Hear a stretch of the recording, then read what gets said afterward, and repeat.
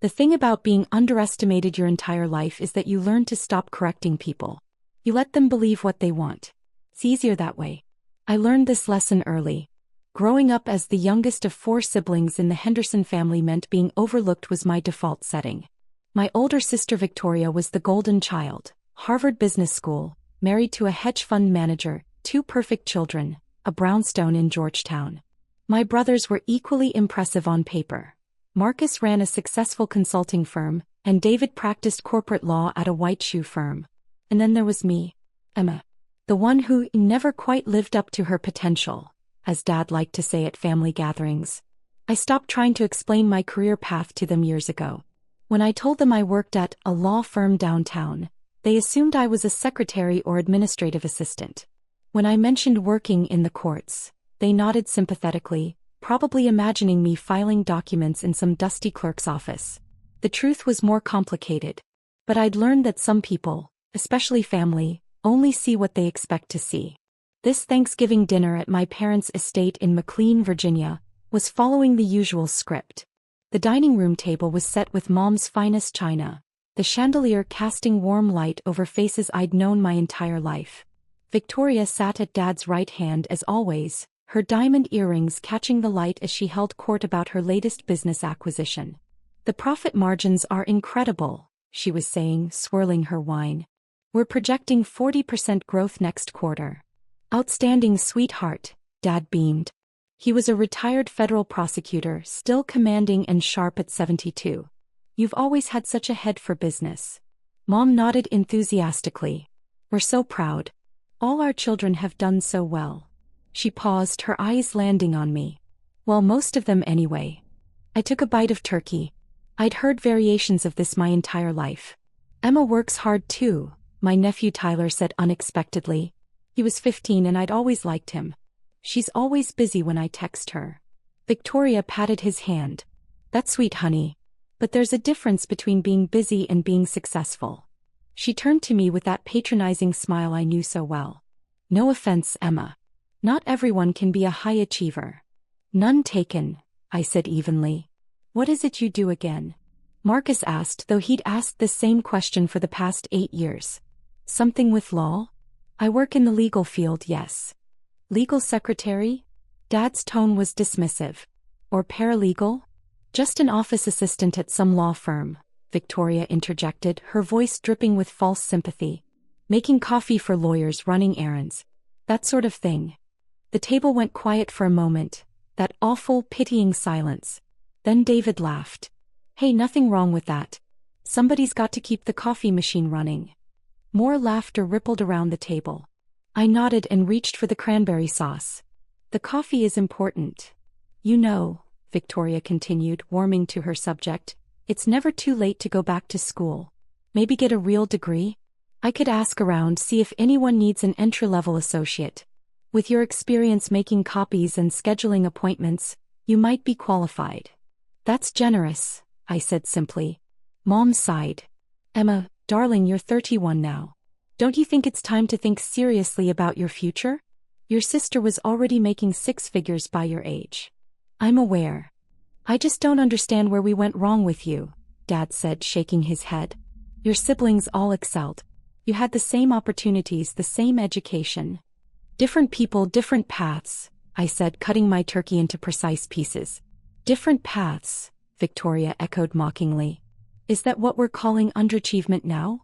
My phone buzzed in my pocket. I ignored it. It buzzed again. And again. "Probably spam," Marcus said. "Although maybe it's your boss asking you to come in on the holiday. That's what happens in service positions." The phone began ringing. I glanced at the screen. Supreme Court clerk, urgent. Everyone at the table noticed my expression change. Or rather noticed that it didn't change. I'd spent years training myself not to react. "Excuse me," I said, standing. "I need to take this." "See," Victoria said as I walked toward the hallway. "Can't even enjoy Thanksgiving without work calling. That's the problem with low-level positions. No boundaries, no respect." I answered in the hallway. "Justice Henderson. Justice Henderson, I'm so sorry to interrupt your holiday." It was James, the senior clerk. His voice was tight with stress. "We have an emergency situation. The Castillo case. The execution is scheduled for midnight tonight, and the Fifth Circuit just denied the stay. We need your decision on the emergency appeal within the hour.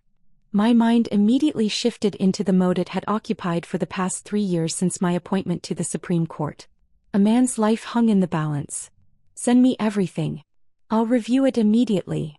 The full brief is already in your secure email. Justice Morrison and Justice Chin are also reviewing, but you're the Circuit Justice for the Fifth. The final call is yours. Understood. I'll have my decision within 45 minutes. Thank you, Justice Henderson. Again, I apologize for. It's fine, James. This is why we're here. I hung up and walked back to the dining room. Everyone was still eating, still laughing, still existing in their bubble where they understood how the world worked. Everything okay with your boss? Victoria asked sweetly.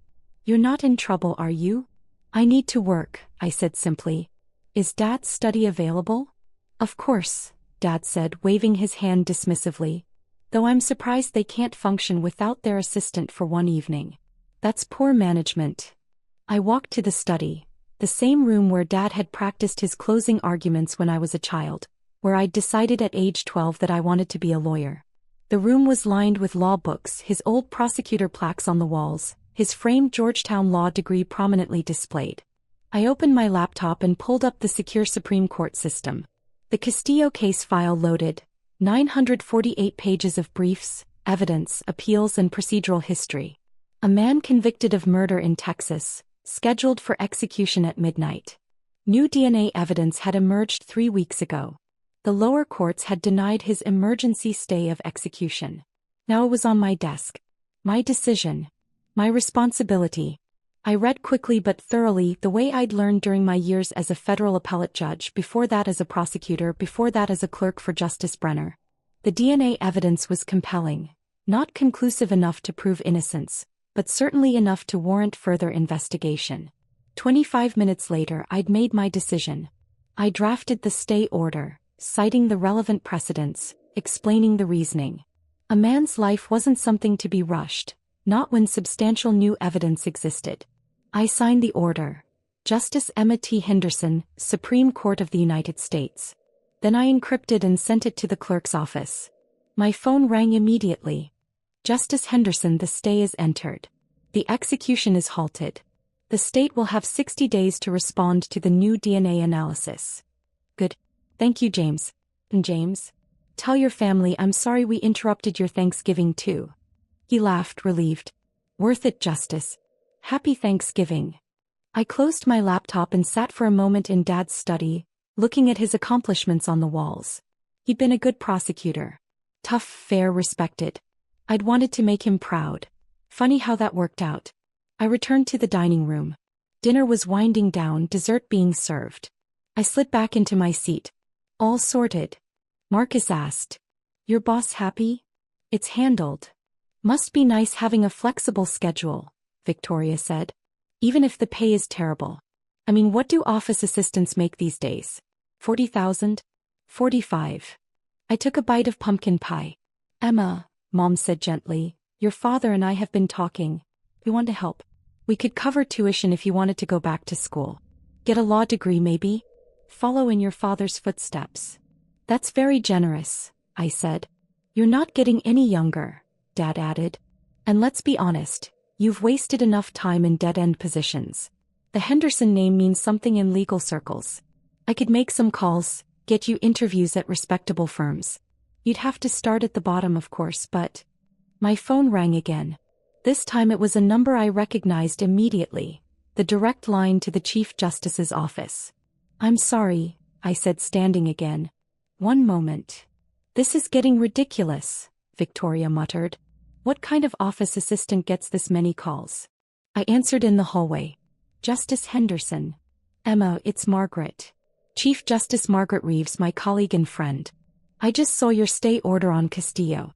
Brilliant work. Exactly the right call. Thank you, Chief. Listen, I know you're with family, but we need to discuss the calendar for next term. The abortion case from Louisiana. We're going to need your vote on whether to grant cert. And the affirmative action cases are proving complicated. Can you come by my office Saturday morning? Of course. 9 o'clock. Perfect. important, Emma. Stop letting them treat you like a secretary. I paused. You heard. Your mic wasn't muted when you answered. The whole clerk's office heard your sister. She chuckled. They're placing bets on how long it takes for your family to figure it out. I should probably tell them. Should you? Or should you let them continue making fools of themselves? She laughed. Either way, see you Saturday. Enjoy your pie. When I returned to the table, Victoria was in the middle of a story about closing a major deal. And I told them, either you meet my terms or I walk. That's how you command respect in business. Impressive, sweetheart, Dad said. You've always known your worth. Unlike some people, Marcus said, glancing at me. No offense, but you've always been too passive. That's why you're stuck in support positions. You need to be aggressive, demand more. Demand more, I repeated. Good advice. It's not too late, Victoria said. Even at your age, with the right attitude, you could maybe work your way up to paralegal. Might take a few years, but... Tyler, my nephew, was looking at his phone. His eyes went wide. Aunt Emma? Yes, honey. Why does this say you're a Supreme Court justice? The table went silent. Every head turned toward Tyler. What? Victoria laughed. Tyler, whatever you're reading is obviously wrong. Your Aunt Emma works as an assistant at... No, look. He turned his phone around. On the screen was the Supreme Court website, specifically my official biography page, complete with my official portrait. Me in my judicial robes, looking considerably more formal than I did in my Thanksgiving sweater. That can't be right, Marcus said, taking the phone. His face went pale. This is the actual Supreme Court website. Obviously it's a mistake, Victoria said, but her voice had lost its confidence. Or maybe there's another Emma Henderson who... Justice Emma Teresa Henderson, Dad read aloud from Tyler's phone, his voice hollow. Appointed by President Mitchell 3 years ago at age 28, becoming the youngest Supreme Court justice in American history. Previously served on the Fourth Circuit Court of Appeals. Harvard Law School magna cum laude. Clerked for Justice Brenner. Former federal prosecutor specializing in constitutional law. The silence was deafening. But you said... Mom started, then stopped. You said you worked at a law firm. I do work in law, I said calmly. I just didn't specify which court. You let us think you were a secretary, Victoria whispered, her face red. You let us mock you, criticize you. I tried to tell you, I said simply. 8 years ago when I was appointed to the federal appellate court. You didn't listen. 3 years ago when I was nominated to the Supreme Court. You were too busy with Victoria's merger to attend my confirmation hearings. Last Christmas when I mentioned needing to write an opinion. You assumed I meant I was filing paperwork for lawyers. Dad's hands were shaking. You're on the Supreme Court. Yes. The highest court in the nation. That's correct. And you never corrected us when we thought. I tried, I said again. Many times. But you only hear what you expect to hear. I'm the youngest. The quiet one. The disappointment. So when I said I work in the federal courts, you heard, I'm a clerk. When I said, I'm writing a decision, you heard, I'm typing someone else's work. When I said, I can't make dinner because I have court, you heard, I'm too unimportant to get time off. Victoria had gone completely white. The Supreme Court. All those times you asked me for legal advice about your company, Marcus said slowly, and I said you wouldn't understand because you weren't a real lawyer. I remember. And I said, David, the corporate attorney, looked sick. I said you should consider law school. That I could give you tips on the LSAT. You did say that. Multiple times.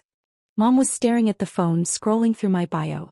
It says you've written 14 majority opinions, including Henderson versus California, which expanded Fourth Amendment protections. She looked up, tears in her eyes. That was you. Yes. That was a landmark case. Your father and I discussed it for weeks. We were so impressed with the legal reasoning. She covered her mouth. Oh my God. Dad stood up abruptly, his chair scraping against the floor. He walked to the window, his back to us. His shoulders were shaking. Dad. I said quietly. He turned around. His face was torn between pride and horror. I'm a retired federal prosecutor. For 30 years I worked in the legal system. and I didn't recognize that my own daughter had been appointed to the Supreme Court. You were invited to the ceremony, I said gently. You said you were too busy with Victoria's Business Awards dinner. He sat down heavily. I told you to get a law degree. I offered to make calls for you. I said you'd wasted your life. His voice broke. You're one of the 9 most powerful judges in America, and I told you that you'd wasted your life. Everyone makes mistakes, I said. But why didn't you force us to listen? Victoria demanded, some of her fight returning. Why did you let us humiliate ourselves? I tried. You didn't want to hear it. And eventually I realized something. The people who truly matter, my colleagues, the legal community, the people whose lives I affect with my decisions, they know who I am. I don't need my family to validate my worth. But we're your family, Mom said, crying now. We should have known. We should have paid attention. Yes, I agreed. You should have. Tyler was still looking at his phone, scrolling through articles. Aunt Emma, it says here that you're considered one of the most brilliant legal minds of your generation. That your opinions are studied in law schools. That you're likely to serve on the court for the next 50 years. That's very flattering, but it says you turned down multiple offers from Supreme Court justices to clerk for them because you wanted to be a prosecutor first. To understand the real-world impact of legal decisions. I did want that experience, yes. And it says.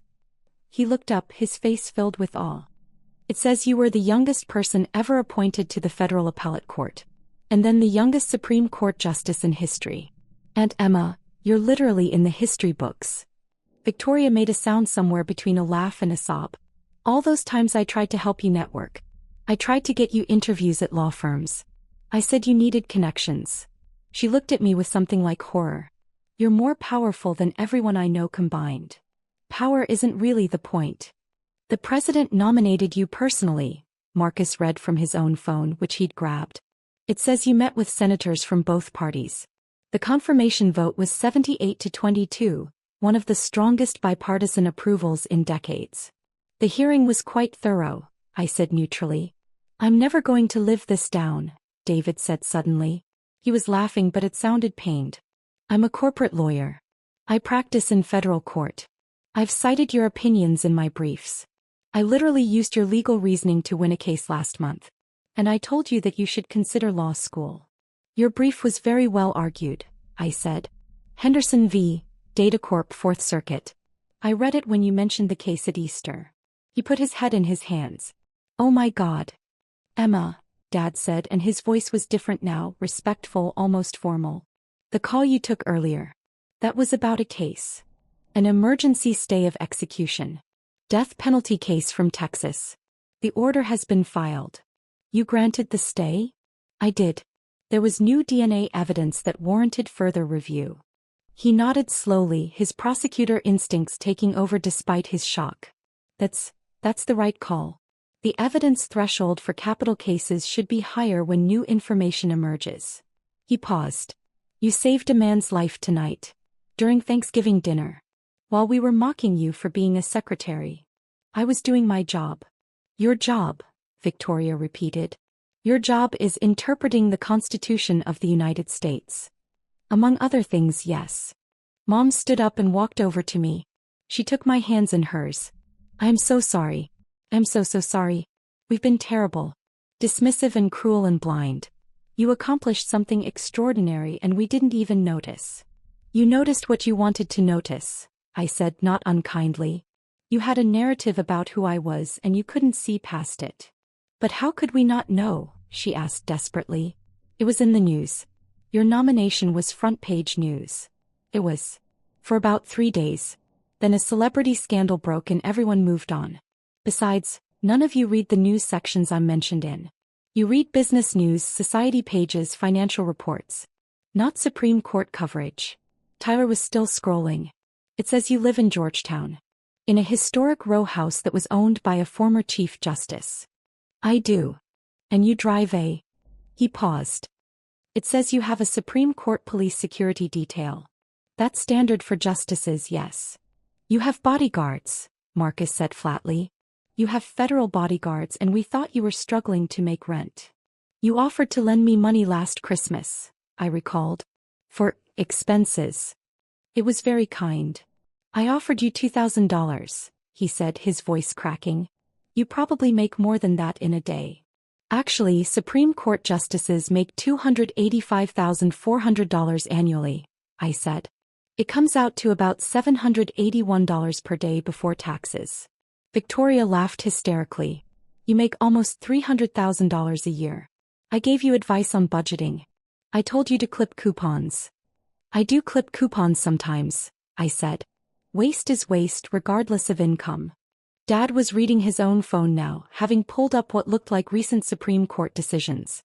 The voting rights case from Georgia. That was you. I wrote the dissent. The dissent that's being called a masterpiece of constitutional interpretation? That law professors are saying will influence voting rights law for generations. Some people liked it, yes. He set down his phone and looked at me with an expression I'd never seen before. Emma, I'm a proud man. Maybe too proud. I thought I understood success because I was a federal prosecutor. I thought I knew what it meant to serve the law. He paused. You've accomplished more in your 31 years than I did in my entire career. That's not. It's true. And instead of celebrating you, supporting you, being grateful that my daughter is serving the highest court in the land, I criticized you. I suggested you needed help getting your life together. His voice broke. I'm so ashamed. We all are, Mom said. We've been horrible. Victoria was crying now, mascara running down her face. I bragged about my business acquisitions while you were literally deciding constitutional law. I called you an underachiever. I said you wasted your potential. You believed what you wanted to believe, I said simply. But why did you take my calls? She asked. All those times I complained about my company's legal issues, asked for your thoughts? You must have been laughing at me. I wasn't laughing. You're my sister. I wanted to help. Help? You're a Supreme Court justice. My problems must have seemed so trivial. Everyone's problems matter to them. That makes them worth listening to. Tyler stood up and came over to me. Aunt Emma, I think you're the coolest person I've ever met. I smiled. Thank you, Tyler. I appreciate that. Can I tell my friends that my aunt is on the Supreme Court? If you want to. They're never going to believe me. He hugged me quickly. I'm sorry everyone was mean to you. It's okay. No, it's not, Dad said firmly. He stood up straighter, and for a moment I saw the prosecutor he used to be, commanding, authoritative. Emma, I can't undo what we've said. I can't take back years of dismissiveness and mockery. But I want you to know that I'm proud of you. Deeply, genuinely proud. Not because you're powerful or famous, but because you chose a path of service. Because you use your brilliant mind to pursue justice. His voice shook. You're a better person than I ever was. Dad. Let me finish. I was so focused on your siblings' visible success. The money, the prestige, the obvious markers of achievement, that I completely missed what you were doing. You were building something meaningful. You were working toward a goal that matters. And you did it despite our lack of support. Despite our constant criticism. He wiped his eyes. I'm sorry. And I'm proud. Both of those things. Mom nodded. We all are. So proud. And so sorry. The room was quiet for a moment. Then my phone buzzed with a text. I glanced at it. A message from Chief Justice Reeves. I told the clerks to stop betting on your family. It's undignified. Also, James says the Castillo family is grateful for the stay. Good work as always. I smiled and put my phone away. Was that work? Victoria asked tentatively.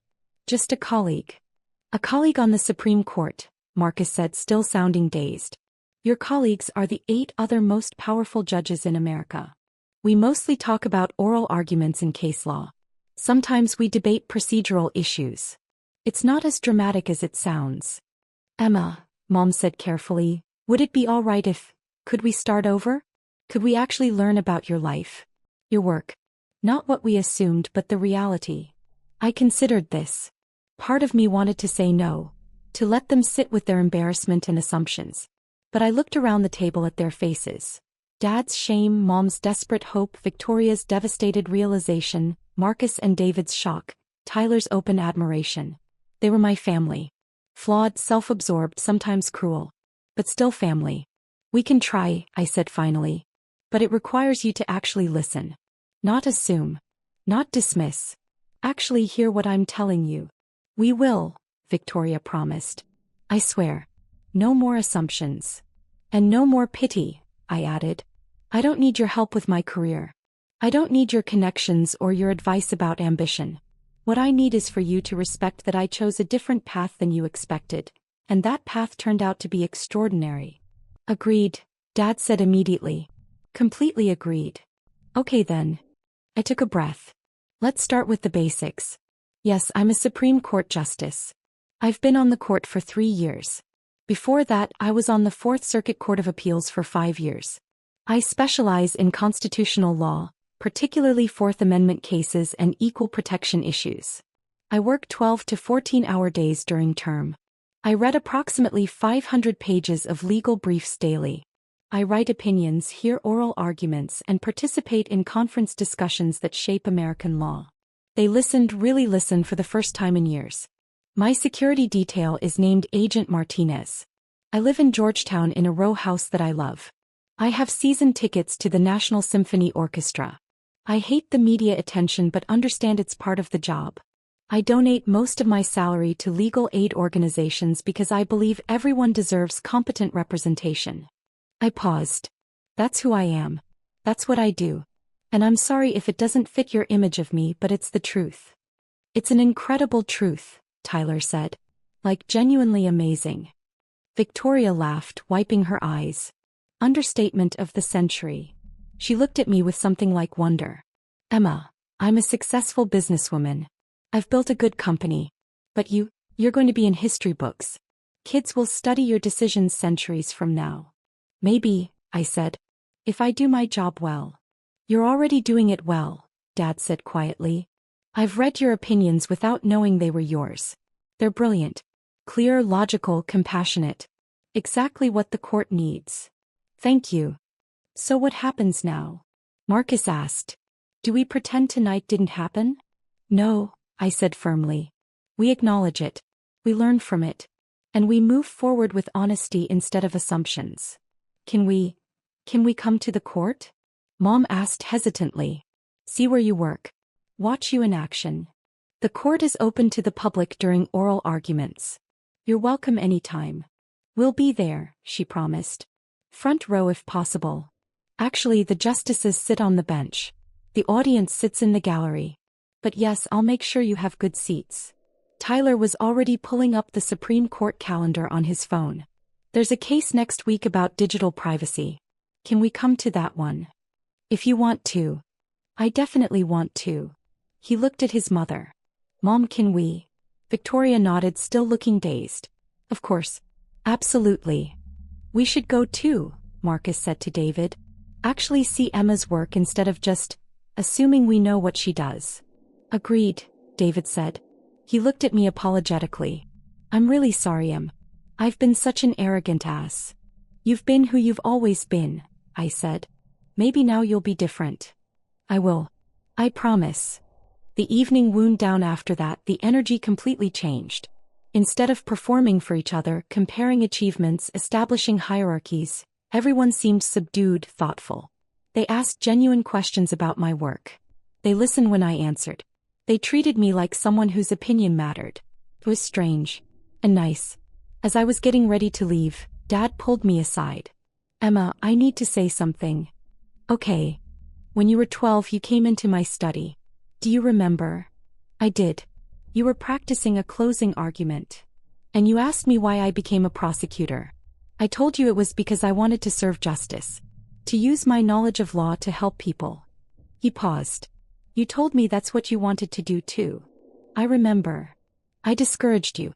I said it was too hard, that you were too soft, that you'd never make it in law. His voice cracked. I was wrong. You didn't just make it in law. You surpassed every expectation, every benchmark, every measure of success. And you did it despite my doubt. Dad. Let me finish. You are everything I hoped to be as a lawyer and never quite achieved. You are serving justice at the highest possible level. And I'm sorry I couldn't see it. I'm sorry I was too blind, too arrogant, too focused on conventional markers of success to recognize that my daughter was becoming extraordinary. I hugged him then and he held on tight. I'm proud of you, he whispered. So incredibly proud. Thank you, I said. That means more than you know. When I finally left, driving away in my secure vehicle with Agent Martinez at the wheel, I felt lighter than I had in years. Not because my family finally knew the truth, but because I'd stopped carrying the weight of their expectations. I'd built something meaningful, something that mattered, and whether they recognized it or not didn't change its value. My phone buzzed with a text from Chief Justice Reeves. How'd it go? I smiled and typed back, about as expected. They're coming to oral arguments next week. Perfect. We'll give them a show. See you Saturday. I put my phone away and watched the lights of McLean fade in the rearview mirror, heading back toward Georgetown, toward my real life, toward the work that defined me far more than any family dinner ever could. Justice Emma Henderson. Supreme Court of the United States. Not an office assistant. Not a secretary. Not a disappointment. Just someone who'd chosen to serve justice, and who'd done it well enough to reach the highest court in the land. And if it took my family 3 years to notice, well, that said more about them than it ever did about me.